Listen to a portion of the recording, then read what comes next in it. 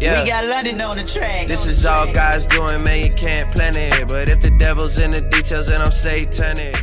In discussion of the most famous entertainers in the world present day, it is hard to have a conversation without mentioning the artist known as Aubrey Drake Graham. Wherever your opinion stands on the 30-year-old rap mogul, it is more than likely you have been in the presence of his music, whether you know it or not. Since signing with Lil Wayne's Young Money label in 2009, Aubrey has perfected the illusion of having a year-round buzz, meaning he has managed to recreate his hype with every passing year. Unlike other music artists who seem to come in and out of the spotlight with a new story to tell, Graham's fortune to avoid the dreaded falling off moment in an industry filled with once-upon-a-time stars is fascinating to say the least. Out of all the talented and gifted artists that are alive and well, just how the hell has Drake topped them all when it comes to mainstream appeal? Well, in truth, it mainly comes down to strategy and execution. Along with his versatile talent to bang out club hits in conjunction with the slower R&B jams meant for radio, Drake has also relied on being a strong presence as a featured artist during periods of the season where he has no upcoming album on the horizon.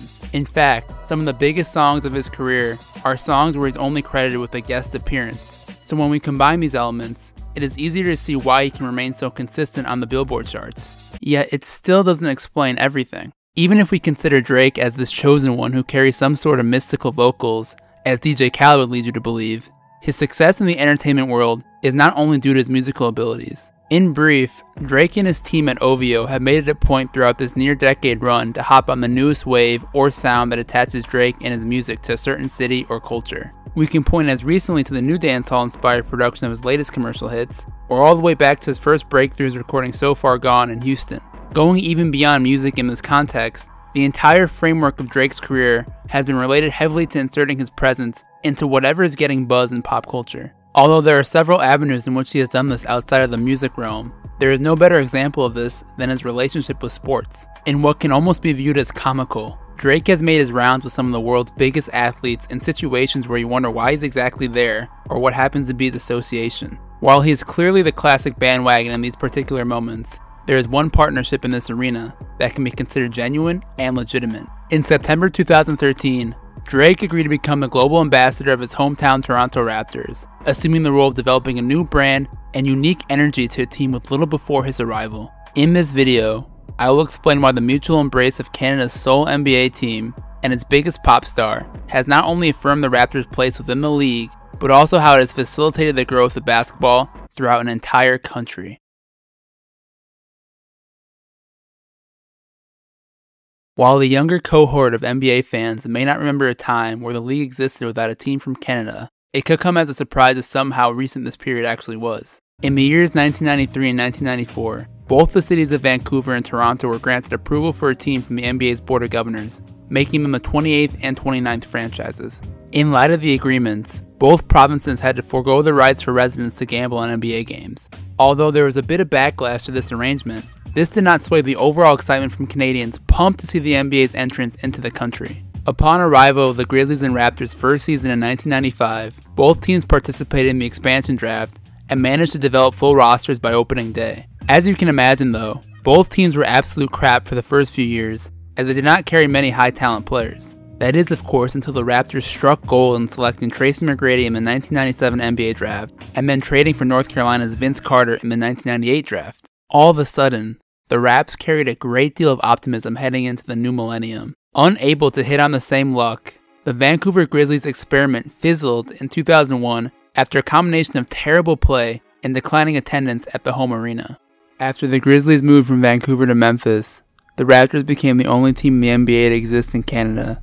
Unfortunately, the potential surrounding the Raptors during this time proved to be exactly that, just potential, as hope to build a serious contender in the North faded with McGrady bolting to Orlando in 2001 and Carter's unwillingness to commit long-term to the franchise. Vince Sandy was traded in 2004 to the New Jersey Nets, and the rebuild process would commence once again. Despite a few underrated years of production from Chris Bosh during this next period to report on, Canada's team still attracted little attention from the rest of the league. In what was no secret to anyone, Toronto had trouble keeping its homegrown stars, and another franchise player in Bosh dipped in 2010 to the Miami Heat. A major dilemma was now facing the Raptors and its fan base.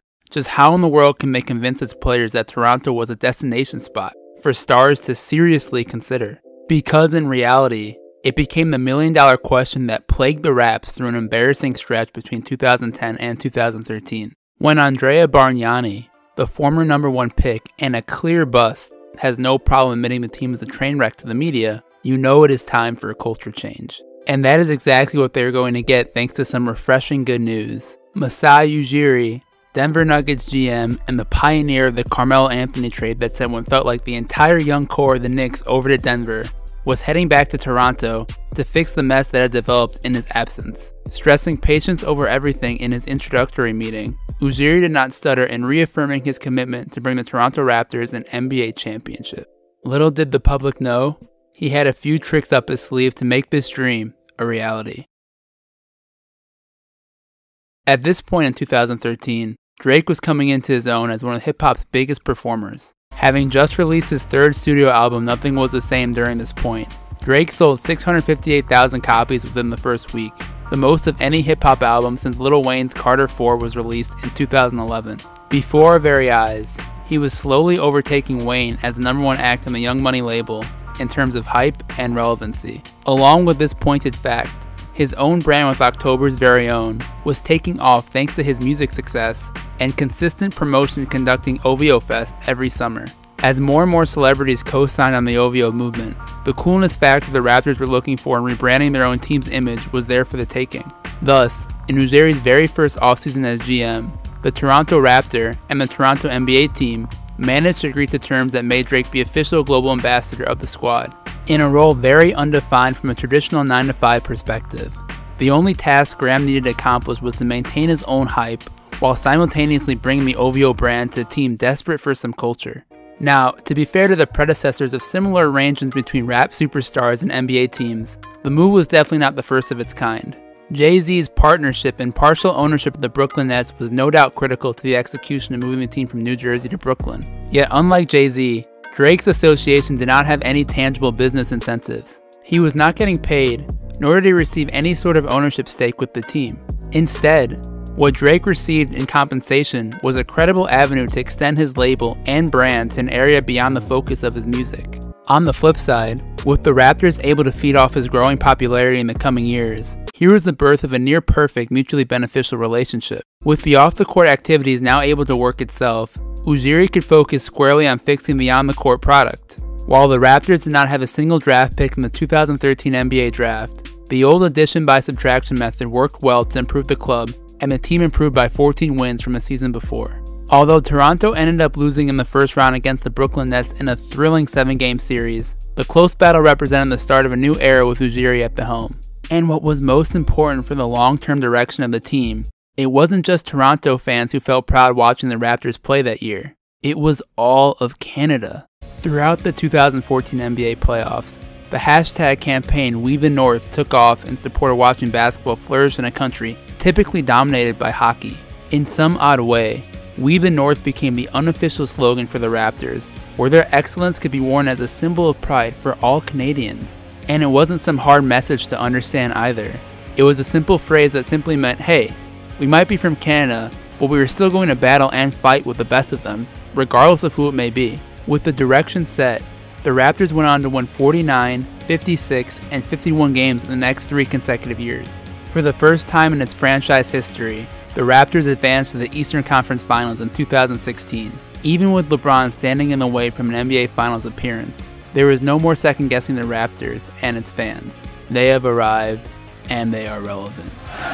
First of all, do you hear this? No, they're do you incredible. Hear this? Unbelievable respect and much respect to these fans, to this country. This is unbelievable. I've never been a part of something like this in my 13-year career. Now, if you thought this was the part where I was going to give Drake the credit for the Raptors' tremendous turnaround over the past few years, you're sadly mistaken. The majority of that credit clearly and unambiguously goes to the front office and the development of their stars in Kyle Lowry and DeMar DeRozan. Just like he did in Denver, Ujiri quickly rebranded the team by getting rid of stale players like Bargnani, and in turn handing the keys to a younger group of guys who played hard winning basketball. And getting back to Lowry and DeRozan, without their all-star pedigree the last few years, there is nothing a rebranding campaign could do that would offset an overwhelming talent imbalance against other opponents. Yet having said all this, for those with keen eyes who witness a culture change, it would be malpractice to ignore the imagery Bill Ujiri and the Toronto Raptor have helped create. While skeptics may say the introduction of the annual Drake Night and the release of the alternate black and gold OVO jerseys are the only things that have resulted due to the partnership, this sells short the intangible value of what the two parties have accomplished. To me, there have been two clear and incredibly important positive consequences of Drake's role as global ambassador so far. Number one, and the one that actually directly impacts the team, is Graham's role in making Toronto a destination spot for NBA players. Say what you want about Drake's music and the repetitive flows and bars, but the man reps his city just as hard as any other rapper out there. And when one of the biggest music artists in the world uses his platform to constantly reference Toronto in his songs, it shines a new light on the city that wasn't there before. By nicknaming it the Six and himself the Six God, fans of his music across the world now hold Toronto in higher regard. And yes guys, these fans also include NBA All-Star players if you were struggling to find the link. But let's also be real. Rapping some lyrics about your hometown isn't enough by itself to bring in, say, Kevin Durant during free agency. In reality, the biggest way Drake has made the Raptors a destination spot is the nature in which he has built relationships with the best players on the team. Just like how a Hollywood agent tries to make his star client feel special, Drake has made it a point to treat Kyle Lowry and DeMar DeRozan different from the rest of the Raptors players. Little things like having a group chat between only the three of them, or giving them exclusive early listens on his new music. This stuff all adds to the marginal benefits of playing for Toronto. Listen to some of these quotes from Kyle and DeMar from a Slam magazine interview if you don't believe me. When asked about their relationship with Drake, Lowry goes, "No bullcrap though, it's really a friendship. That makes it a lot better. It's not like we're calling him to be like, yo, we need this. Nah, we can just call him and be like, what you doing dog? Have a conversation, let's go get dinner." And DeRozan goes even further, saying, just to have that, like, yo, you at the house? I'm in LA, and he's like, yeah, come by the house. It is definitely cool.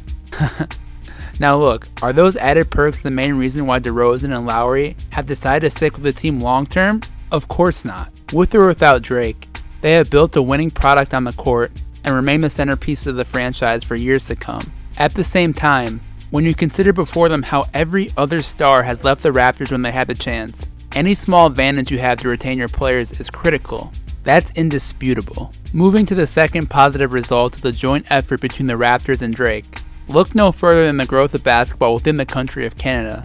Again, I have to qualify this statement a bit because there are definitely a lot of other factors at play here, but it blends nicely with what you would imagine a global ambassador's purpose should be. With respect to growth, you may ask, do you mean growth as in number of viewers or number of players? Well, how about I give you some info on both? In regards to viewers, since the end of the 2012-2013 season, viewership of NBA games in Canada has increased by an average of 54% per season. Singling out just the Raptors, they have consistently hit single-game ratings records during their playoff runs, especially in 2016. And if we look at average attendance at the Air Canada Centre, the Raptors went from a middle-of-the-pack 13th in the NBA in 2013 all the way to 3rd this past season. But what I personally find more interesting is the growth of the sport within the youth demographic. Although the Raptors rebrand is too recent a phenomenon to take credit for the growth of Canadian NBA and Division I players, seeing the rise in AAU basketball programs and overall participation of youths aged 3 to 17 is a trend that has only moved forward by Toronto's stronger presence within the league. Surely league-wide stars like LeBron and Steph aren't forgotten in this concept of growing influence on young fans, but the Raptors' unique quality of being the NBA's only Canadian team makes their connection more personal and arguably more important. In reality, this is probably why the role of global ambassador exists for Toronto, but has yet to catch on to other teams around the league. As a result, every time you see Drake's face plastered over TNT during the All-Star weekend, or even more recently hosting the NBA Awards show, he's quietly bringing exposure back on the Raptors, and by virtue to the young NBA fans and basketball fans who support the team. It is admittedly a very subtle dynamic at play here, but it absolutely carries value towards growing the sport. The only question that remains really is just how much. Because at the end of the day, the NBA is riding a gravy train right now, and everyone from the players to the owners are winning. So even though it's tough to truly quantify the impact, as Canada recently celebrated its 150th anniversary, it is great to see how much strength Canadians are yielding in the world of both sports and entertainment. While an NBA title still seems a bit of time away for Raptors faithful, the pride they show for their team puts them among the league's best. Props to the Toronto organization for the strides they made. It is only up from here.